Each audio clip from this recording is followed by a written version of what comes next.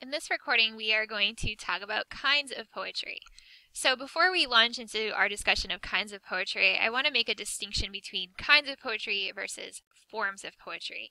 So you can think of a kind of poetry as being sort of like a subgenre of poetry.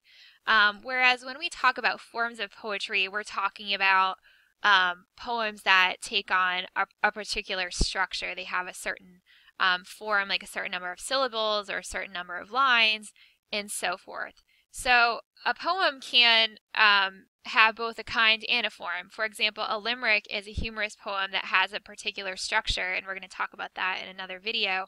But a limerick can also tell a story, so a limerick could also be considered a type of narrative poem. So that's really the big difference between kinds of poems versus forms of poems. So this is certainly not an exhaustive list. These are just some that you are likely to encounter as you seek poetry for your future classroom.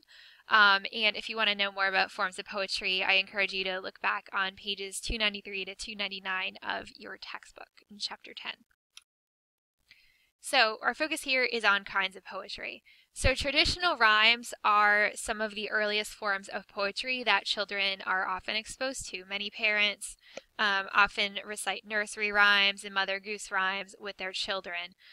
Some examples include things like Jack and Jill Went Up the Hill, Old Mother Hubbard, Ring Around the Rosie. I know Baba Black Sheep was one of my favorites when I was a kid, and This Little Piggy. So many children are exposed to these traditional rhymes in their early childhood years, but that doesn't mean we don't share them in the classroom setting just because many children come to school already knowing some of these. But not all children, are exposed to traditional rhymes, but, quite a few are. Then we also have playground rhymes, and playground rhymes are forms of poems that are meant to be acted out in a playground setting, like Miss Mary Mack, Bubblegum Bubblegum, Cinderella Dressed in Yellow. Oftentimes kids create games with these poems or playground rhymes. For example, sometimes they might jump rope to these types of rhymes. They might also, do particular like hand motions, like when you do Miss Mary Mack. A lot of children might slap a partner's hand and go back and forth doing that.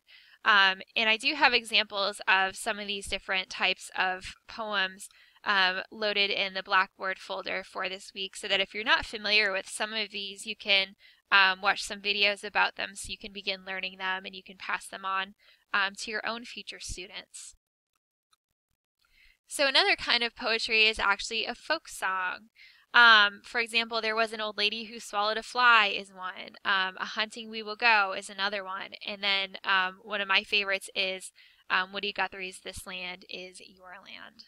Another kind of poetry. And again, examples are posted to Blackboard. Then we also have narrative poems, and I think that narrative poems probably comprise the kind of poetry that many of us are familiar with and that many of us might be sharing in the classroom with our students. And a narrative poem is simply a poem that tells a story.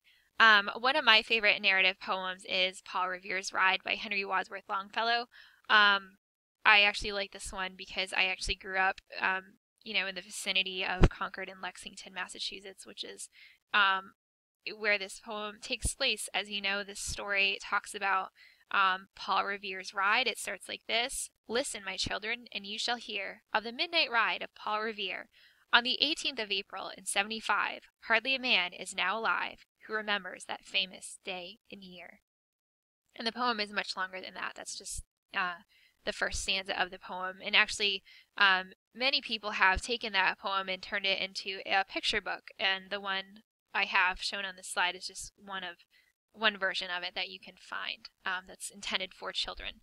And as an interesting historical fact, many people think that Paul Revere was the only person who rode through the night to warn the colonists that the British soldiers were coming.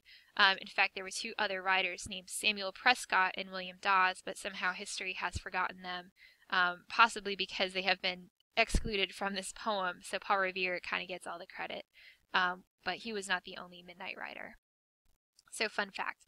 Another narrative poem that is familiar to many people, but not everybody, is C. Clement Morris, "'Twas the Night Before," or sorry, Clement C. Morris, "'Twas the Night Before Christmas." That's another narrative poem. It tells the story of a visit from Santa Claus on Christmas Eve. And some of these narrative poems span the length of a picture book, like Paul Revere's Ride or "'Twas the Night Before Christmas." But other times, narrative poems take up the length of a whole novel. You know, they might be several hundred pages long.